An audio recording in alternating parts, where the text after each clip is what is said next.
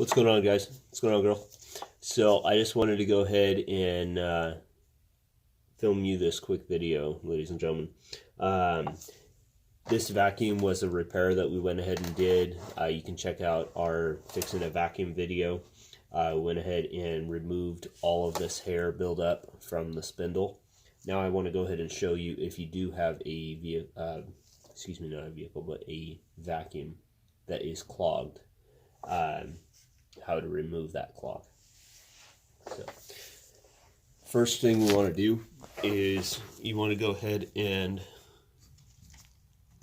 remove your plug. Before working on any kind of appliance at all, always make sure it's unplugged. So now that it's unplugged, we're going to go ahead and put the vacuum in the upright position. This is an old vacuum that I use for demonstration purposes. You'll find here at the base of most vacuums there will be a hose here. This hose is designed to disconnect, attach on your attachments if you want to use a crevice tool or something to clean your blinds, your couches, what have you. That's what that's designed for. However, this is also the same hole that all the dirt and everything gets sucked up from. So the way that vacuums are designed is that they run over what needs to be picked up.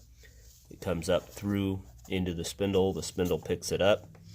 It then brings it through here, up through this hose,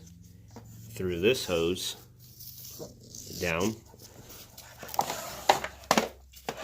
And then, as you can see, this hose comes into your canister or your bag, whatever style vacuum you have. Once this is filled up, then you, of course, will dump it out. You can see there's a fill line here. When it gets up to there, you need to dump it. So I'm going to go ahead and show you where it gets clogged. It will get clogged here. It will also get clogged in this hose. As you can see, this is an older vacuum, and someone actually threw this vacuum away, and I went ahead and retrieved it and repaired it. So this is just duct tape that is actually covering a hole from an old cracked hose.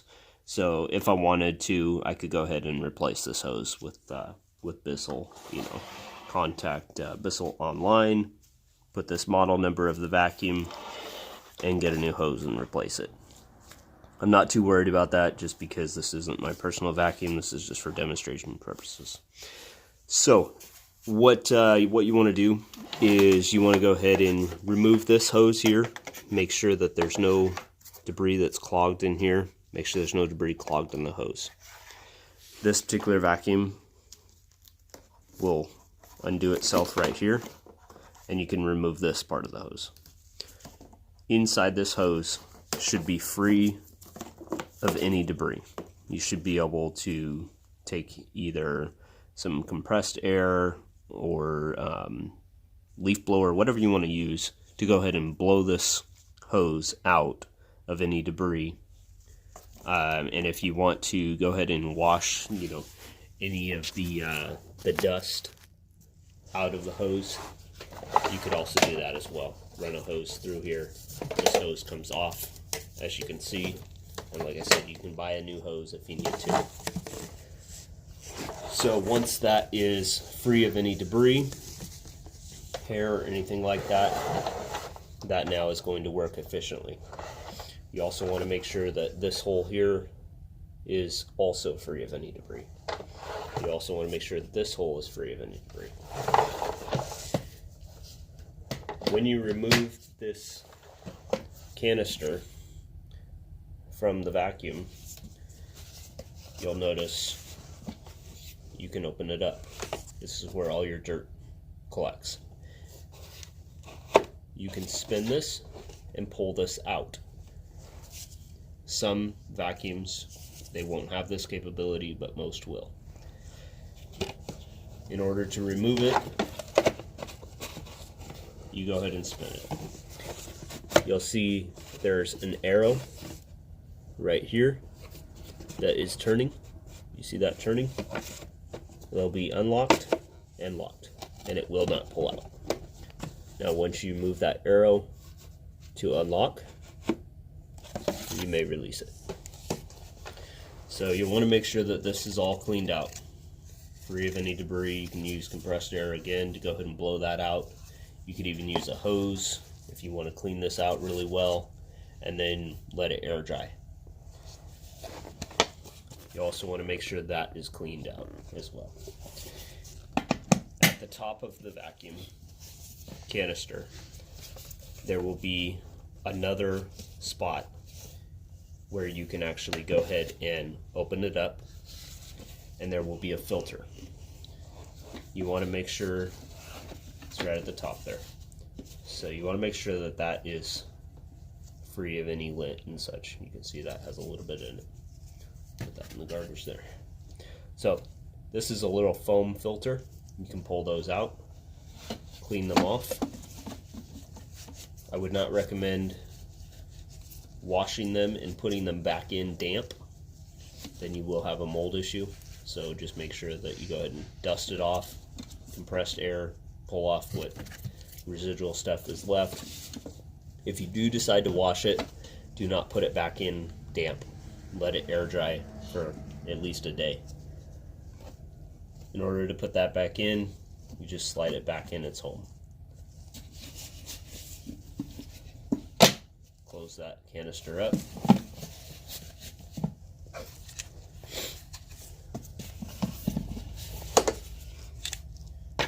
Go ahead and put this back in. Again, unlock to lock. Make sure it's tight. Close that back up. We'll set that aside. On some vacuums, especially the ones with the HEPA filter, it'll be on the bottom, and you can see there's a little filter in here. Go ahead and make sure that that filter is clean and free of debris as well.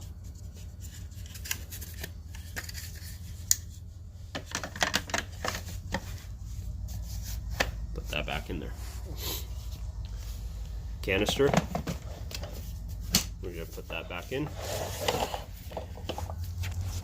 And now what we're doing is we are just reassembling the vacuum the way it was designed. You'll notice that there's a couple little tabs here. You can see that on the camera. Those go in and lock, so it cannot pull. Put your hose back on, put it back into the spot, lock everything back in, you're good to go. You can now plug in the vacuum.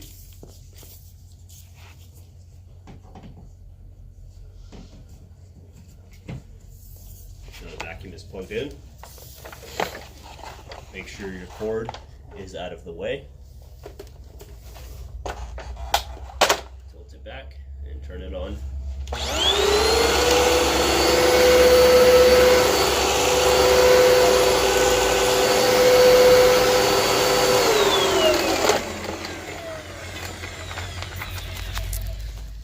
And there you have it. So that vacuum, again, it was thrown away because somebody did not know how to clean it properly. There is nothing wrong with this vacuum other than a bad hose due to age, which can be replaced. It'll probably cost you 15 bucks on Amazon. You can go on eBay, online somewhere, I'm sure you can find it. So you do not need to replace a vacuum every time that it doesn't work. All you have to do is go ahead, you can check out our first video. My first video explains, I'm going to go and unplug it over here, make sure I unplug it. So our first video explains how to remove this spindle right here and remove all the hair off of it.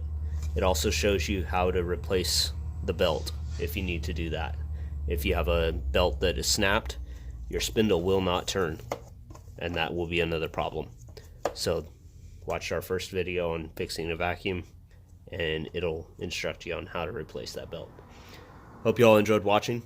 Please like and subscribe, and have a wonderful day.